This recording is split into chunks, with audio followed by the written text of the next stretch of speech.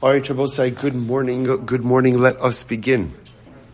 Begin by thanking all of our sponsors for this morning. Sure to thank our Talmud Torah sponsors for the month of Menachim Av, the Tilson and Wohl families, sending their love from Eretz YIsrael and inviting us, Eretz Hashem, to come join them Bakarov. Our week of learning sponsors, Ingrid, Fishman, and Lynn Caesar, in memory of their mother, Charlotte Gevantman, Zichron Livracha, and sister Judith Gantman, Zichron Livracha. On their yahrzeits, we open in the merit of our Talmud Torah, the Neshama Slav and Aliyah, and the family Zayin Chama. We dedicate our learning to the precious soldiers who have fallen in combat, Sergeant Omar Ginsberg and Yonatan Deutsch. We hope that in the merit of our Talmud Torah, their Neshama Slav and Aliyah, and their families Zayin Chama. And of course, as always, we dedicate our learning in the schos of our precious hostages. May HaKadosh Baruch Hu return them to their mishpachos b'shalom and b'karov. And in the schos of our precious soldiers, may HaKadosh Baruch Hu allow them to be successful b'chol ma'asei yedehem. But with that, let us begin. We have a lot to do today. Baruch Hashem. Today's daf is Memches, and we are picking up on Mem Zayin Amud Beis 47b. Let's actually pick up. We actually got really towards the end of the daf, but let's pick up 5 lines up from the bottom. Rav Huna, because this is really the beginning of the sugya. Again, I gave you a little bit of a teaser yesterday, but let's pick up with the primary sugya today. Rav Huna, Talyua v'zavin zvini. If you go ahead, now literally Talyua v'zavin literally means you suspend a person, you hang a person, and you go ahead and you force them to sell, such a sale is considered to be a proper sale. Or in other words, what the Gemara is saying over here is that a sale under duress ultimately is considered to still be a halachically valid sale. You compel someone, again, with physical force, to be able to go ahead to sell something to you, even though it is clearly being initiated against their will. If at the end of the day they sell, it is a proper sale. The Gemara says, my timer, what's the reason? So again, this is fascinating. We saw this yesterday.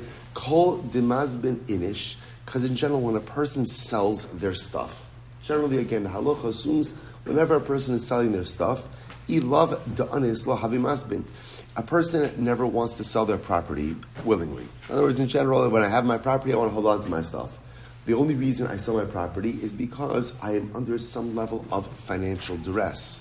So every sale, by definition, has an element of duress. So ilav da'anis lo havimazbin, va'afilu hachi zvine zvini. See, even though normally every single sale has an element of duress, I would never be selling my property if I wasn't compelled to do so. And yet, again, halacha l'maisa, that is still a proper sale. So therefore, again, even when you actively compel someone to sell, that is considered to be a proper sale as well. So I will say, this is a really interesting dynamic over here. So if you take a look at the Rashbam, take a look 4 lines up from the bottom. Dechol demaz bin inish, rov chafatzim v'klibeso v'taliso, sha'adam bocher. When a person sells his stuff, just regular stuff, he says, ilav da'anis v'dachik b'mos, if a person wasn't in need of money, lo havamazbin, a person wouldn't be going ahead and selling anyway. Va'afilu hachi have zvine. And nevertheless, his sale is still a proper sale. Ba'al karcho, afilu lo gamar u'maknish lo nitna torah chiluk b'mekach u'memkar bein dvar matzrichen lo u'machron l'dvar m'shein tzrichen. So we'll say, so this is really an interesting idea. The Gemara seems to feel that in general, every time a person sells something, there is some element of compulsion or some element of duress. A person would not sell their stuff unless they were under some level of financial duress. And yet, despite that inherent level of duress, which is present in every single transaction, the transaction is still valid. What do you see from there? That duress does not compulsion does not compromise the validity ultimately of a sale. Really fascinating idea. The Gemara says, one second. That's a far jump. So now, what we're saying is, since in general a person only sells their stuff because they're under duress, therefore, compulsion does not invalidate the sale. Therefore, we'll say that if I physically force Ruvain to sell something, it's a good sale. Tushimar says that is quite a jump. Vidilma, shiny onsa dinafshimi onsa dachrini. 1 second, but maybe one can make a difference between self-imposed duress or compulsion versus external duress or compulsion, right? In other words, okay, I feel under duress to sell my stuff. I'm still making my own decision. Versus when someone else compels me to do something, perhaps that shouldn't be valid. Elikidisanya. So I'll say, here's what we're looking for. We're looking to find a source that external duress does not go ahead, or external compulsion does not undermine the effectiveness of a transaction. Elikidisanya. I'll bring you another proof. Top of Memches 48a. This is quite interesting. Yakriv oso. So I'll say, so the pasuk says, now just to give you the whole pasuk, because actually to appreciate the Gemara's drasha, you have to understand the whole pasuk. The whole pasuk is im ola karbano. If a person has to bring an arla, min habakar zocher tamim yakrivenu. You bring it from cows, from cattle, a male tamim, unblemished. Yakrivenu al pesach alma. You should offer it at the entrance of the Almoed. Yakriv oso lirtzono lifnei Hashem. You will offer it in accordance with His will, or by His own will, before Hashem. Now, I will say that phrase Yakriv oso is extra. The pasuk already says Yakrivenu. Why do you need another Yakriv oso? Melamed shekolfen oso. So also, what does it teach me? It's fascinating halacha that if I have an obligation to bring an olah, and I am not bringing it of my own volition, that I could be forced to bring my olah. Okay, so the Gemara says, here's the problem. So you might have thought that you would bring an olah even against your will, but the pasuk says the only can only be brought in accordance with your own will. In other words, an olah has to be voluntary. So see what's happening over here? So Yakriv also teaches me that I could be forced to bring an olah, but yet the pasuk says Lir Tzono has to be brought in with accordance with my own free will. So how do you satisfy both of those things? Ha Ketzad Kolfin Oso Ad Sheyomar Rotza Ani. That we force a person, we compel a person until he says, "Fine, I want to do this. I want to do this." So Kolfin Oso. So I'll say, what does that show you? So Kolfin Oso Ad Sheyomar Rotza Ani means that a person could be compelled to a point that they want to voluntarily do something. Kolfinosa, we force him until he says he wants to. So you see from here that you could apply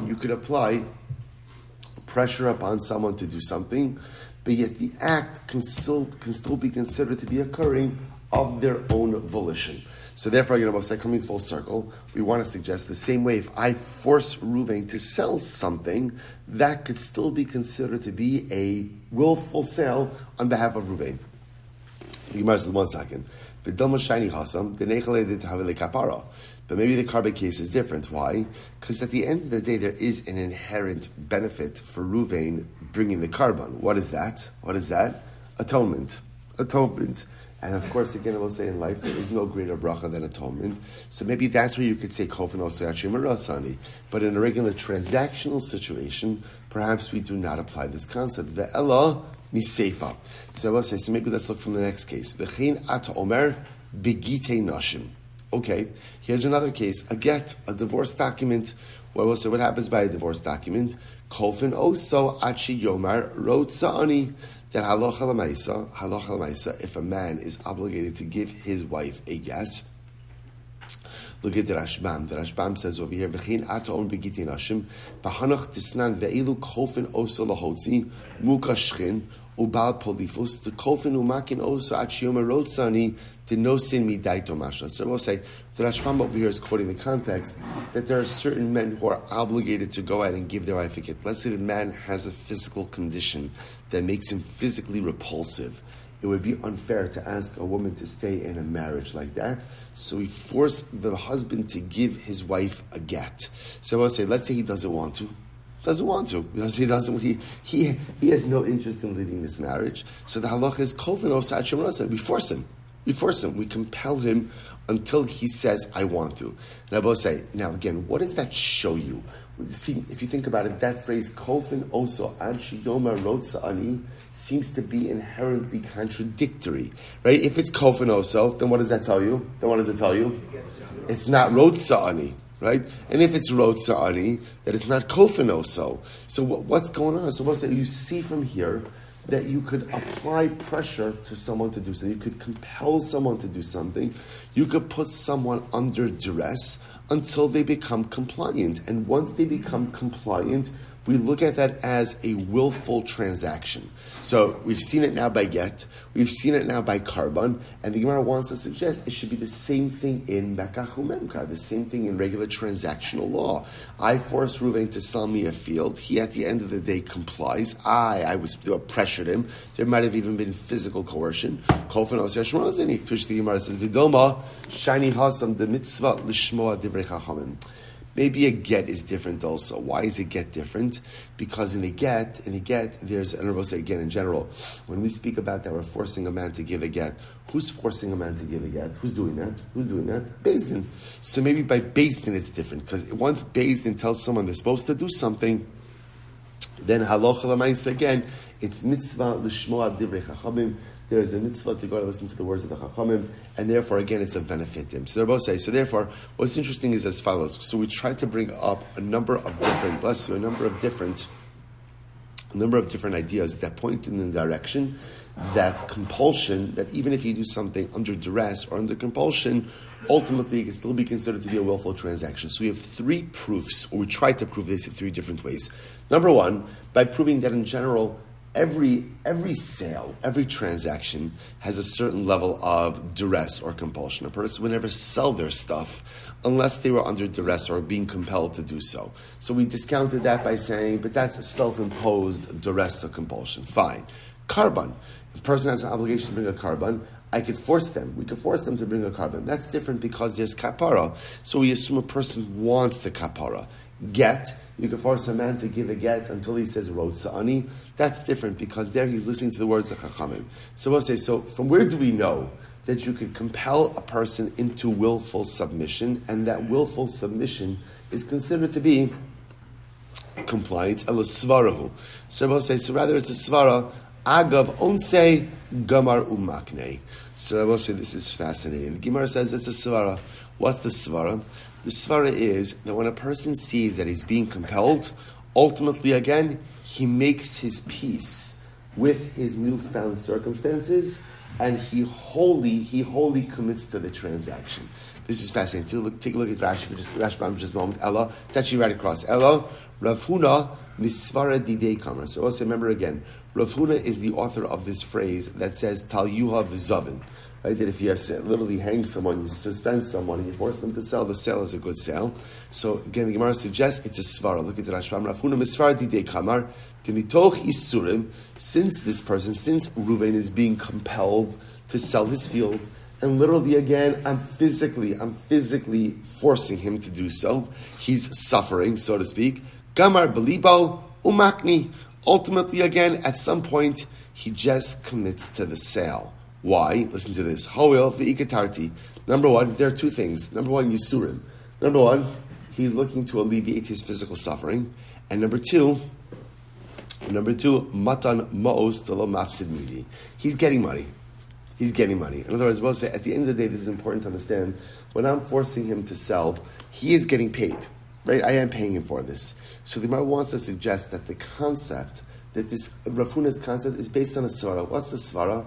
That at the end of the day, a person doesn't want to suffer, so therefore he's going to put an end to his suffering, and therefore he's getting money. You put those two things together, and what happens? We believe that at the end of the day, he commits to this wholeheartedly. So isn't this fascinating? So Rav Huna therefore says, Tal Yuav v'zavin, I force Reuven to go ahead and sell a piece of land. Rav Huna says, at the end of the day, it's a good sale. Why? The Gemara says, Svarahu agav onse gamar umakne. It's logical.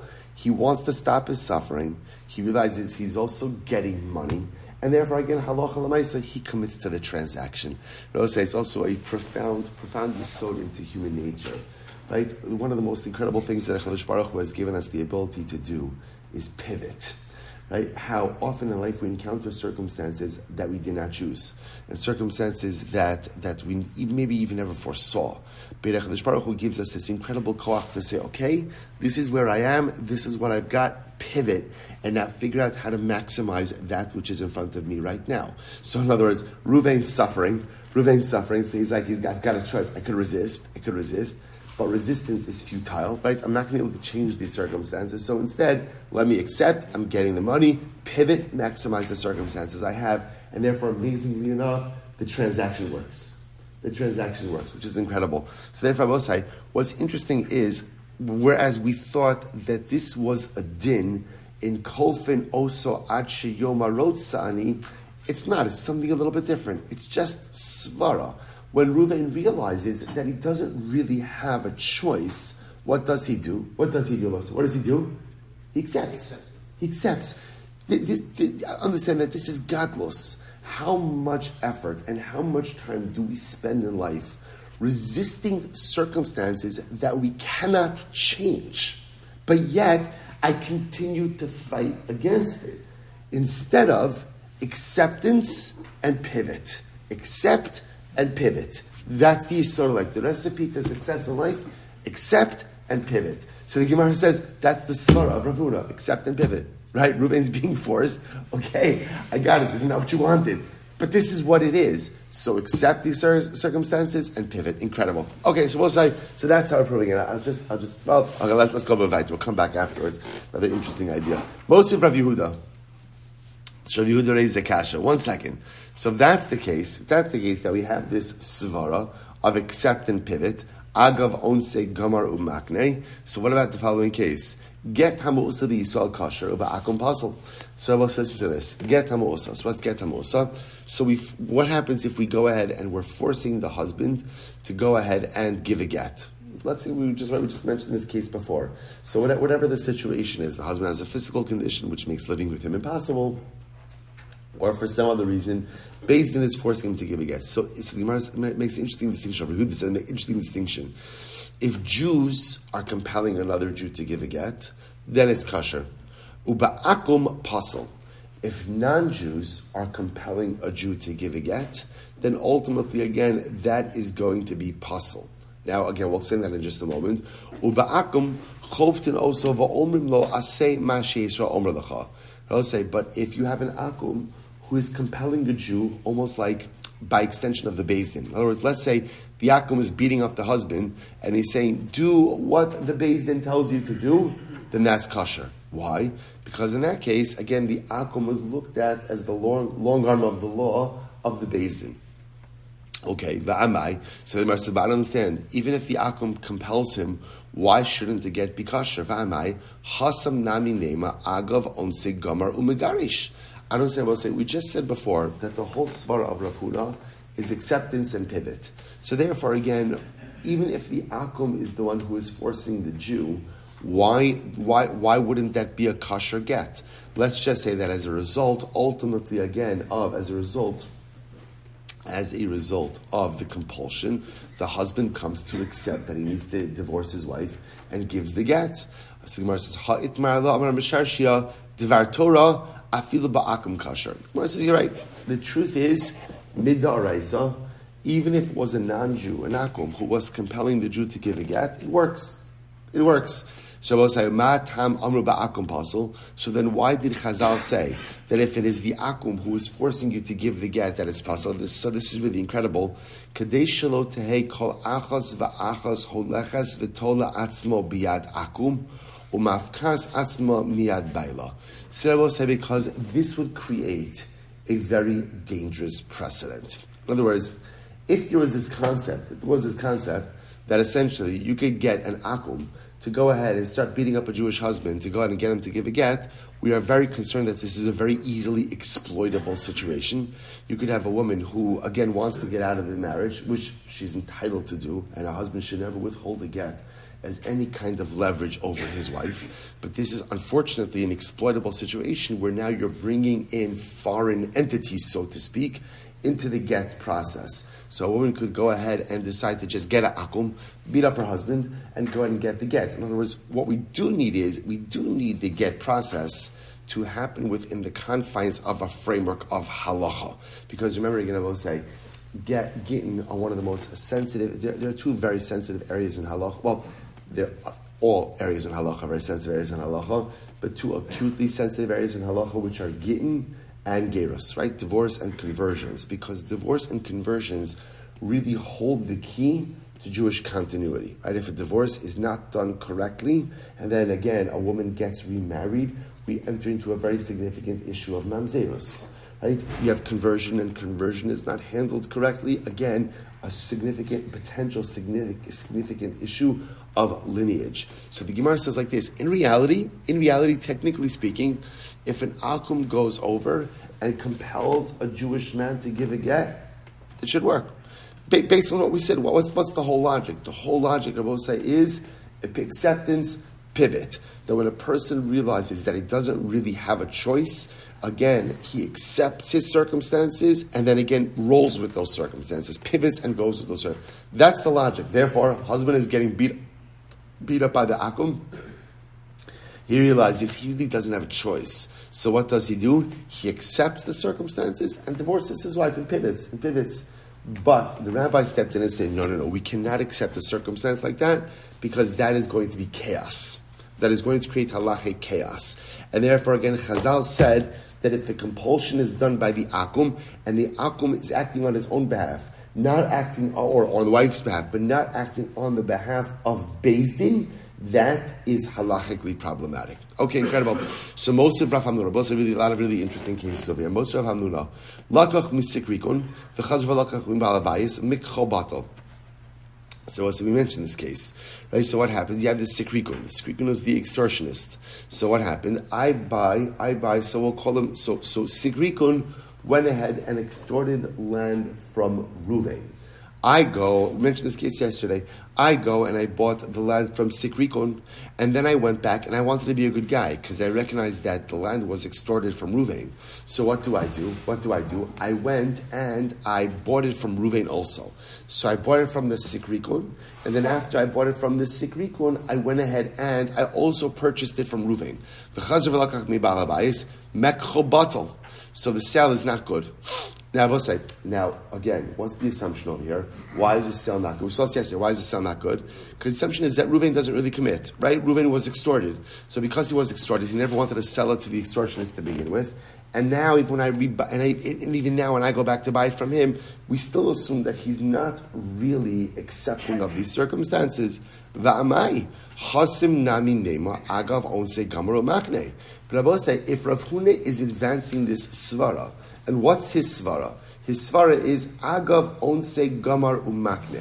That ultimately, again, when faced with unchangeable circumstances, I accept, and I pivot. If that's the case, then why don't we say that when Ruvain, the land is extorted from him, he recognizes he can't do anything to change. So we'll say again, the godless of this svara is that when it's such a profound strength in human nature, that when I am faced with circumstances that I cannot change, you have two choices: resist futilely, right, or accept and pivot. So now we're saying that human nature, Chosh Baruch Hu gave us the koach to accept and pivot. So now, why don't we say that the land was extorted from Ruvain? He realizes he has no choice, so therefore what? He accepts and pivots. And therefore when I go back and I buy it from him afterwards, which is a nice thing to do, so why doesn't that work? To which the Gemara says, Ha'it ma'ala, so we already commented about this case, Amarav lo shanu ela da amar lech chazek vikani, aval b'shtar kana. So we'll say, we said about that, the truth is, when do we say that I don't acquire it from Ruvain? That's when Ruvain goes in and just says, fine, go and acquire it. But if there was a shtar, if Ruvain writes up a shtar with me, then I can't acquire it. We saw this all yesterday. And according to Shmuel, it says, no, even with a shtar, it doesn't work, right? Remember again that Shmuel said,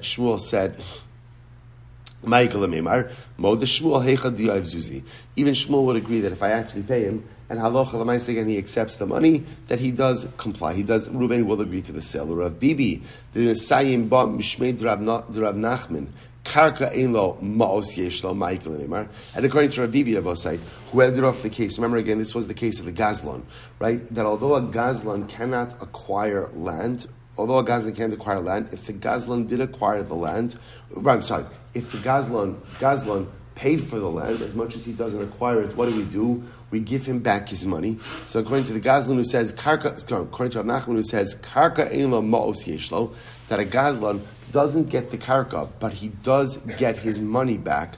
Ma'ikal meimar. Ultimately, again, why? What is there to say? In other words, I will say that according to our logic that we're saying, right? Our whole chap that we're saying is that agav onse gamar umakne. Again, when you are faced with circumstances that you cannot change, human nature is Chash Baruch Hu problem with the koach, accept and pivot. So in all of these cases over here, so let's say again, Gazlan steals land, and he paid for it in this case. He's a chamsa, right? He went ahead and he paid for it. So we said the Gazlan doesn't get to keep the land, but he does get his money back. But why not? Why don't we say he gets to keep the land also? After all, again, we should say that when a person is faced with circumstances that he can't change, he accepts them and he pivots. To which the Gemara says, Michael Mimar, Rabbi Memrahu, Umemra Rafuna lo Sviralai. So we'll say, first of all, because it's Rabbi is quoting a statement or an Amoraic statement, a memra, and Rav Huna doesn't accept it. So we'll say, so bottom line, what it comes down to over here is we seem to have a machlokes, right? Rav Huna is espousing this ideology, this svara of agav onse gamar umakne, that when a person is faced with circumstances that he cannot change, what does he do? He accepts them and he pivots. Therefore, based on this, Rav Huna wants to say that if I compel Ruvain to go ahead and sell something, the sale is a valid sale. The sale is a valid sale. Again, Rav Huna is not encouraging this, right? Rav Huna is not saying this is a good thing to do, a nice thing to do, an appropriate thing to do, but halacha l'maaseh it works. Now we see above said that there are undercurrents. There are other people who don't agree with this concept. For example, Rav Bibi clearly doesn't agree with this concept because Rav Bibi says, for example, if thief comes along and forces Ruvain to sell and even pays Ruvain for the property, then what's the halacha? Thief does not acquire title, but again, we'll give the thief back his money. Right? We won't penalize him, we'll give him back his money. But according to Rav Huna, that transaction should work. That transaction should work. So the point over here is you see that not everybody agrees with Rav Huna. So I'll say what I just want to point out to you is something very interesting is there are two kind of like sister concepts that are existing here side by side. There's Rav Huna's concept, or I should say, there's a general concept of kolfin oso ad sheyomer rotza ani.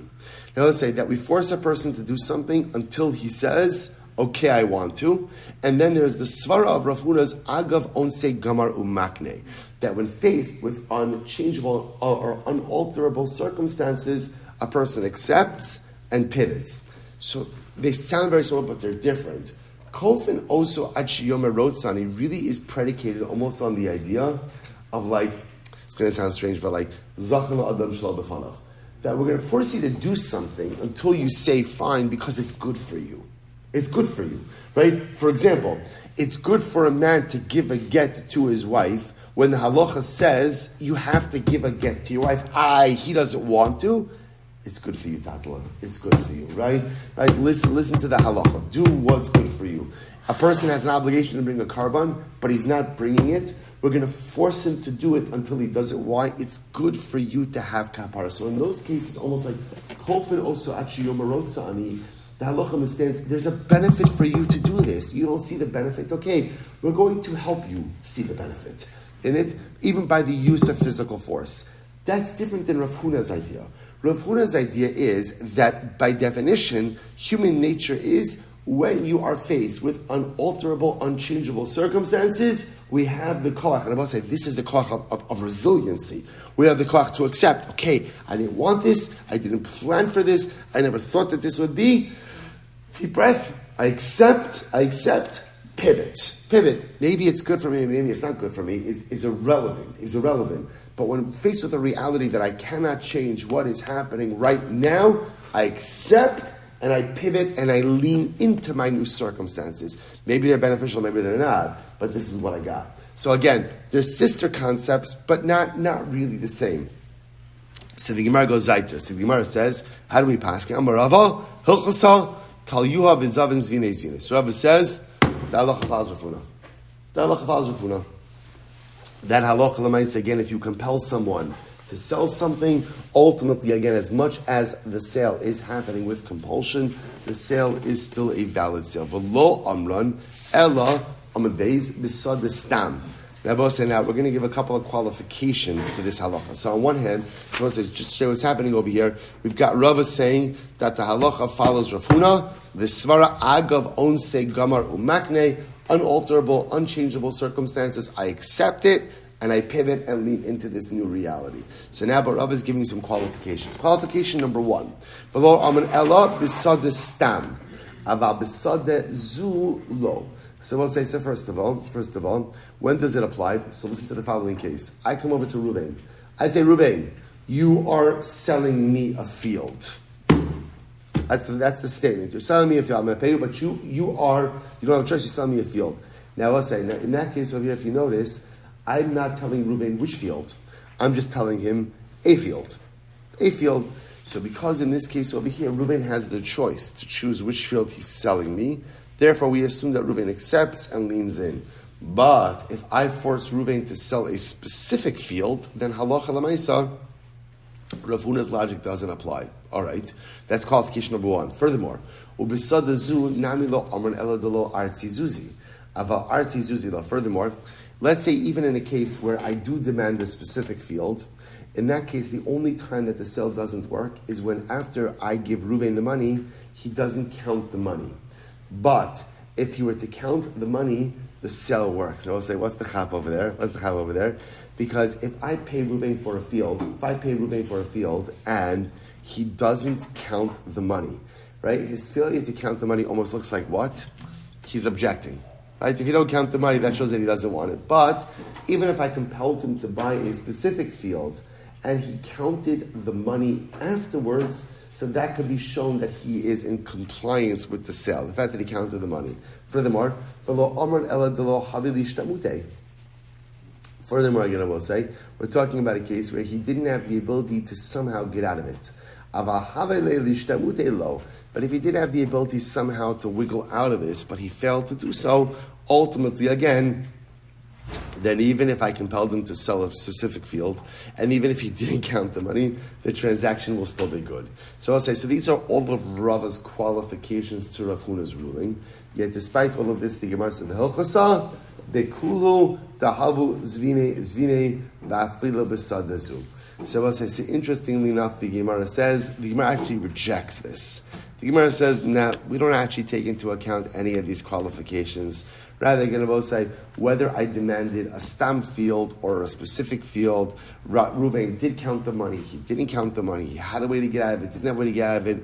At the end of the day, I will say, the Gemara is suggesting, now I will see what the halacha l'maisa is, but the Gemara is suggesting that halacha l'maisa, we go ahead and we accept Rav Huna's logic, and therefore when I compel Ruvain to sell something, the sale stands. The sale stands. We reject, we don't even incorporate any of these qualifications. Why? Svara. What's the svara? Once again, when faced with circumstances that Ruvain cannot change, what does he do? He accepts it, leans into it, pivots, and therefore halacha l'maisa, the transaction is good. Now I will say, interestingly enough, this is actually a fascinating statement that's about to follow, which is at first glance going to sound even like a little bit shocking. The ha'isha kisadezu damya.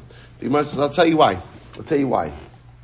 Marriage, right, is just like the case of sadezu, this field.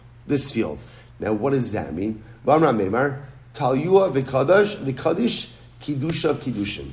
I would say, if you compel a woman, force a woman to marry you, ultimately, again, the marriage is a good marriage, which I will say sounds ridiculously shocking, because, Hilchos Kiddushin 101 is that, what does it require?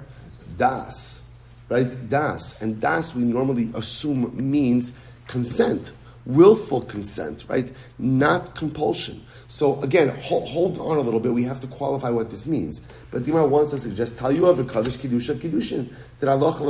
If you look at the Rashbam says, the ha'isha kishemachricha adam l'kabel kiddusha l'izkadishlo, that if a man forces a woman to accept kiddushin from him, the Gemara wants to suggest that halacha l'maisa, it works. It works. Now, what would be the logic to say that forced kiddushin works? Take a look at the Rashbam one more. Talyuah v'kadosh Kibla kiddushin, kiddushin, the davi lezvine shemuchrach atzma lazeh. So the Gemara wants to suggest, because to a certain degree, right, marriage is just like a sale, right? Marriage is just like a transaction. And based on what we said before, that halacha l'maisa, if I force Ruvain to sell the field, and he comes along and he says, okay, even though he's clearly being compelled, halacha l'maisa works. The Gemara wants to suggest Marriage should work the same way. It's transactional as well. Again, not the most romantic version of marriage, but you understand, transactional as well, and therefore it should work. Now hold on, listen to this. Varmar Meimar, Talyua v'kadosh kiddusha kiddushin. Meimar actually said that if you compel a woman to accept kesef kiddushin, it works. So Mar Barav Ashi Amar Biisha Vaday Kiddushin Lo Havu. No, Mar Barav Ashi is absolutely not. That is, you have just made a huge jump that is not halachically appropriate. Certainly, I will say, when it comes to a woman, right, forced kiddushin absolutely will not work. Now, I will say, now here's what's interesting. Why doesn't it work? In other words, if we're accepting this svara, that at the end of the day, right, Rav Huna's svara. What's Rav Huna's svara? When faced with circumstances that you cannot change, what do? We accept, we lean into it, and we pivot. I don't know. So if a man goes there and somehow forces a woman to do kiddushin, right? Literally, again, threats. If you don't accept this kesef, whatever, there's going to be physical duress. So why doesn't it work? Why doesn't it work? So Rav Ashi says, listen to this. This is fascinating. Rav Ashi says, Bi'isha vaday kiddushin lo havu. Vaday kiddushin lo havu. Forced kiddushin absolutely will not work. Why? Hu asa shelo kehogen, lefichach asu imo shelo kehogen, v'afkinu rabbanon l'kiddushay minei. I will say, this is absolutely fascinating. Mar Bar Vashi says, you know what? The truth is, technically, maybe it does work. But the halacha cannot tolerate a kiddushin like this. It's inappropriate. Now, literally what it means is, Hu asa shelo kehogen, this guy, this husband, this man, did something inappropriate by forcing a woman to go ahead and accept kiddushin. And therefore, what does the system do? The system responds in kind to him and ultimately goes ahead and prevents the kiddushin from taking effect. And I will say now what's the logic? Take a look at the Rashbam for just a moment. The Rashbam says, Ma'bar Avashi, Amar, the Mecher, Modina Lechadav Zvini Zvini. So, in a case of a transaction, in a case of a sale, right, where you force someone to sell something, okay, we'll accept Rav Huna's logic. Aval Gabe Isha, Takon Rabbanan Delo Vehavi Kiddusha, to also Shlo Kehogen. When it comes to kiddushin, I will say the rabbis legislated that such a kiddushin, a forced kiddushin, will not work. Why? Well, very simply, because it's inappropriate. Shechricha lefichach nase imo shelo kehogen shelo kedin de'af agav deminat Torah lehavu kiddushin rabbanan akrinu ve'efkiru osan va'asu osamos matana. So we'll say, so let's talk about this a little bit. Let's talk about this outside. There's a concept, right? When a couple gets married, what does a man say to his wife? What does the man say to the woman? Hari'at mikudesh asli beit havas zo kidas Moshe v'Yisrael. Kidas Moshe v'Yisrael. When we get married in accordance with the laws of Moshe and Yisrael. What does that mean? Kiddushin, it's very interesting. The concept of marriage, as part of every marriage, only works if the halacha kind of smiles upon it. If the halacha consents to this marriage, then the halacha works. Then marriage works. If the halacha doesn't consent to this marriage, then ultimately, again, the marriage does not work. And all of marriage is predicated on the halacha kind of giving its stempel, its seal of approval, to the point that the rabbis have the ability to do what's called hafka'as kiddushin, to undermine the validity of your marriage. Right? That even if a man went ahead and technically went through the mechanistic details of establishing proper marriage, if the halacha doesn't like the marriage, the halacha, so to speak, pull the rug out from under that marriage and do what we call hafka'as kiddushin, halachically undermine the marriage to the point that it is no longer valid. So let's say, so now watch this. This is one of these fascinating situations. Technically speaking, if a man were to force a woman to accept kesef kiddushin, does it work? Technically speaking, it should work. In other words, if you follow our train of thought, in other words, if we accept Rav Huna's idea, and Rav Huna's idea, again, the svara of Rav Huna, agav onse gamar umakne. Ultimately, again, that Allah l'maisa, faced with circumstances you can't change, we accept it, we pivot, we lean into it, and move forward. So technically speaking, using that same logic, the same way that it works by a sale, it should work by kiddushin.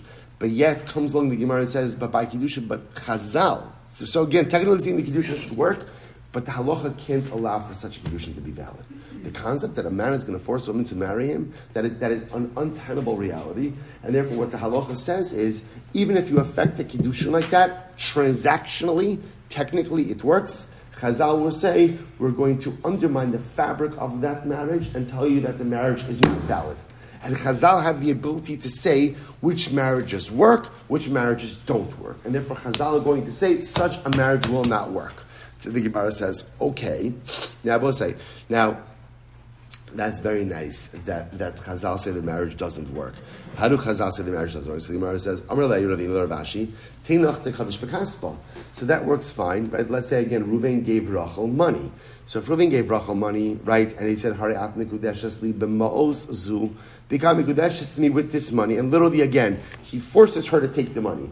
So okay, so then we'll say, so what happens? How do Chazal undermine that marriage? So the Gemara says, they say, okay, you know what that money was? You know what it was? It was a gift. It was a matana. It was a matana, right? And therefore, again, what Chazal do is they just relabel the giving of that money. Reuven said, this is your kesef kiddushin, and he forced her to accept it.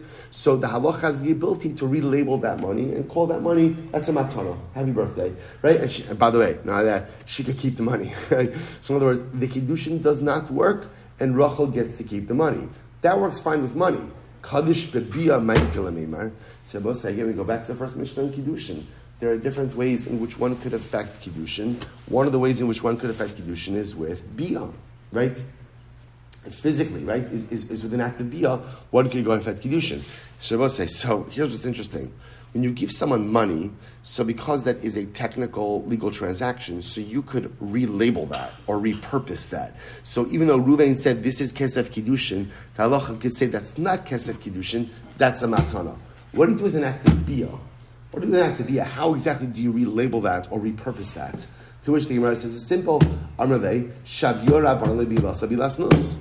We call it an act of immorality. We don't call it biyah l'shem kiddushin. Rather, we call it, again, biyah for immorality. Again, you're right. An act of biyah is an act of biyah.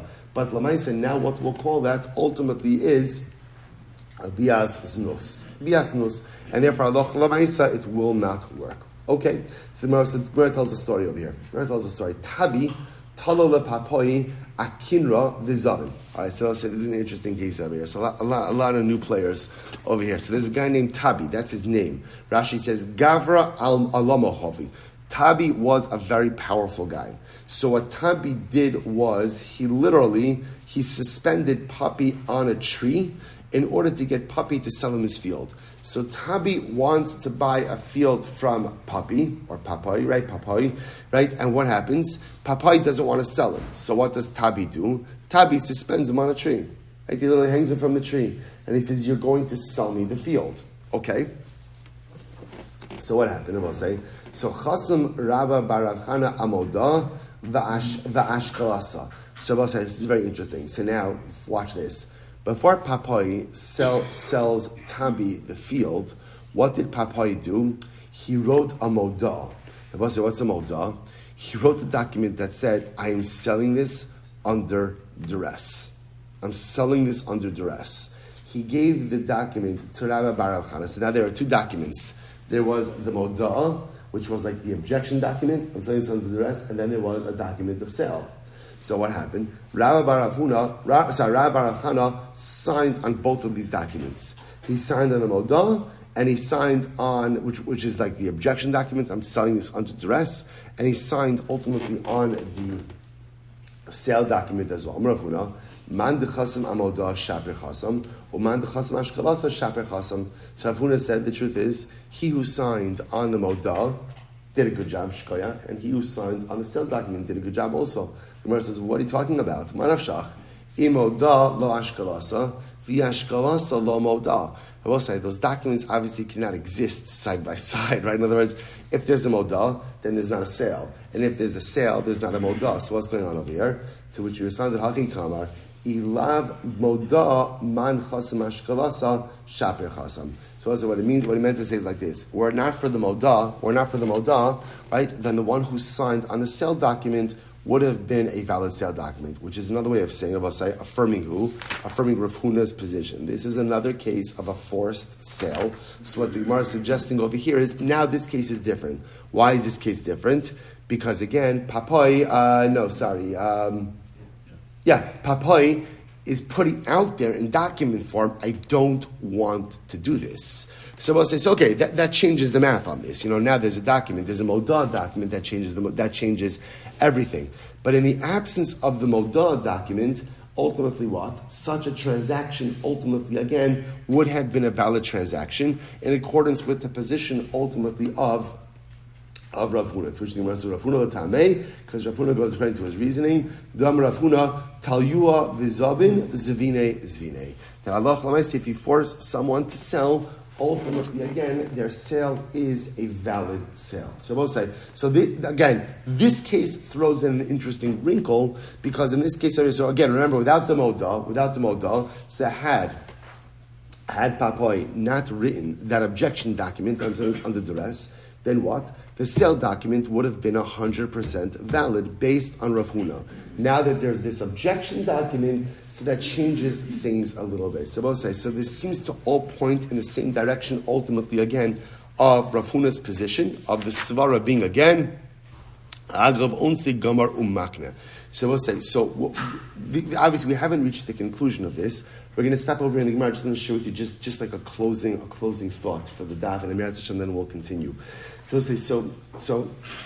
it's fascinating, right? We know if there's one thing that we've learned in our journey in Shas, is how the timing of any particular daf always somehow fits in so beautifully with everything that is happening around us. So this idea that we are learning this daf with these two principles on Erev Tisha B'Av, I think is incredibly profound, meaningful, and uplifting. Because if you think about it, as we go into Tisha B'Av, there are really two principles that are first and foremost on our mind. We come into Tisha B'Av and we think about 2,000 years of collective difficulty. Right? And collective difficulty is even like an understatement. We think about what our history has been and how much we have suffered and how much adversity we have faced as a nation, as a people, as individuals. And I will say, what is the strength of Klal Yisrael? How is it that after 2,000 years of overwhelming adversity and suffering, and again, we're living through now the latest chapter of Jewish suffering and adversity, over 300 days into our newest battle, into 300 days of still hostages, still karbonos. So we'll say, how do we survive? The answer is Rav Huna. The way Klal Yisrael survives, we'll say, is Agav Onsei Gamar Umakne. The strength of Klal Yisrael is that we are able to accept whatever comes our way, because we know that whatever comes our way is from the Ribono Shel Olam. HaKadosh Baruch Hu is the master choreographer. HaKadosh Baruch Hu is the one who pulls all of the strings. And therefore, as much as it hurts and as difficult as it is, whatever circumstances come my way, I see it like this. Agav Onsei. A lot of times, Ribono Shel Olam, this is not the life we would have chosen.